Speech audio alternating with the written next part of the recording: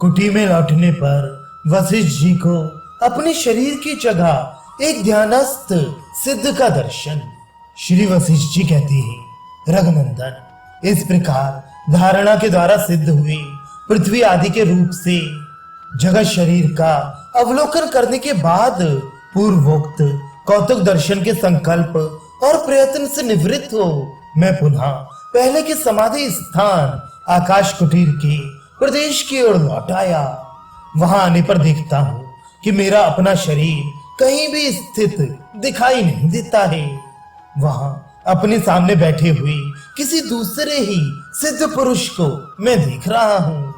जो अकेला है वह सिद्ध समाधिनिष्ठ होकर बैठा था और अभीष्ट परम पद को प्राप्त हो चुका था। उसने पद्मासन बांध रखा था। वह परम शांत था और समाधि में चित्त के स्थिर हो जाने से उसका शरीर हिलता डुलता नहीं था। भस्म निर्मित त्रिपुंड की रेखाओं से युक्त सौम्य तथा समान विस्तार वाले कंधों से उसकी ग्रीवा बड़ी सुंदर दिखाई देती थी। उसका मन उदार ब्रह्म तत्व में विश्राम ले रहा था, इसलिए उसका शरीर सुस्थिर और मुख अत्यंत प्रसन्न था। उस प्रसन्न मुख से सुशोभित उसके मस्तक की जो निश्चल अवस्था थी, उसके कारण वह सिद्ध बड़ा सुंदर दिखाई देता था। नाभि के निकट उत्तान भाव से रखे हुए उसके दोनों हाथों की शोभा दो प्रफुल्ल कमलों की शोभा के समान जान पड़ती थी। उन हाथों की शोभा के रूप में मानो हृदय कमल के प्रकाश ही बाहर प्रकट हो गए हों, ऐसा जान पड़ता था। उन कर कमलों की प्रभा से ये सिद्ध पुरुष प्रकाशित हो रहा था। उसके दोनों नेत्रों की पलकें बंद थीं। उसकी बाह्य इंद्रियों के सारे व्यापार क्षीण हो गए थे। विक्षोभ से रहित तथा पूर्ण रूप से शांत अंतःकरण रूपणी गुफा को उसने अपनी धीर मनोवृत्ति के द्वारा इस तरह धारण कर रखा था, मानो समस्त उत्पातों से रहित शांत आकाश को धारण किया हो। उस कुटी में जब मैंने अपना शरीर नहीं देखा और सामने उस मुनि को ही देखा, तब मैंने अपनी शुद्ध चित्त के द्वारा वह यूं विचार किया, जान पड़ता है कि ये कोई महान सिद्ध आत्मा है जो मेरी ही तरह सोच विचार कर एकांत महाकाश में विश्राम लेने की इच्छा से इस दिगंत में आ पहुंचे हैं। मैं समाधि के योग्य एकांत स्थान पा जाऊं, इस चिंता में ही पड़कर ये सत्य संकल्पशाली महात्मा इधर आए हैं और इन्हें यह कुटी दिखाई दी है। उसके बाद दीर्घ काल तक जब मैं नहीं लौटा हूं, तब मेरे पुनः आगमन की बात इनके ध्यान में नहीं आई है और इन्होंने शव रूप में पड़े हुए मेरे शरीर को यहाँ से हटाकर स्वयं इस कुटिया में आसन जमा लिया है। मेरा वह शरीर तो अब नष्ट हो गया होगा, अतः अब इस आत्वाहिक देह से ही मैं अपने सप्तऋषि लोक को चलूं।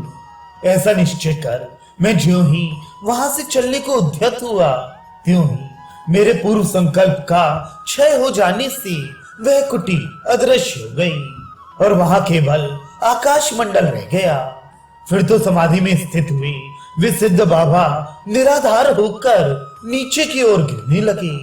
मैंने पहले ये संकल्प किया था कि जब तक मैं यहाँ रहूं तब तक ये कुटी भी रहे, परंतु अब वे संकल्प क्षीण हो जाने से कुटिया नष्ट हो गई और सिद्ध महात्मा क्षण भर में वहां से गिर पड़े। तब सुजनता या कौतुकवश मैं उन गिरते हुए सिद्ध पुरुष के साथ उस मनोमय आत्वाहिक शरीर से ही आकाश से भूतल की ओर चला। गिरते समय उनका पैर पूर्ववत पृथ्वी से जा लगा और मस्तक ऊपर की ओर ही उठा रहा। वे पद्मासन लगाए हुए ही वहां गिरे थे। उनके प्राण ने अपान वायु को ऊपर की ओर खींच रखा था, इसलिए वे पहले जिस प्रकार बैठे थे उसी अवस्था में आकाश से नीचे आ गए। वे सिद्ध पुरुष इतने ऊंचे से गिरने पर भी समाधि से जगे नहीं, क्योंकि चित्त के परमात्मा में दृढ़ता पूर्वक लगे रहने के कारण वे अचेतन से हो रही थी। साथ ही उनका कोई अंग भी भंग नहीं हुआ, क्योंकि वे योग के प्रभाव से रुई के ढेर की भांति बहुत ही हल्के बन गए थे। तब मैंने उन्हें समाधि से जगाने के लिए प्रयत्न आरंभ किया और बादल का रूप धारण करके आकाश में गर्जन तर्जन के साथ वर्षा आरंभ कर दी। ओले और वज्र गिरने लगे। जैसे बादल या वर्षा मोर को जगाती है, उसी प्रकार मैंने अपनी बुद्धि कौशल से उस दिगंत में उन सिद्ध पुरुष को जगाया। समाधि से जागने के बाद उनके समस्त अंगों की शोभा प्रकाशित होने लगी और उनके नेत्र भी विकसित हो उठे। उस समय वे ऐसे लगते थे मानो वर्षा काल में धारावाहिक वृष्टि से विकसित हुआ कमलों का वन हो।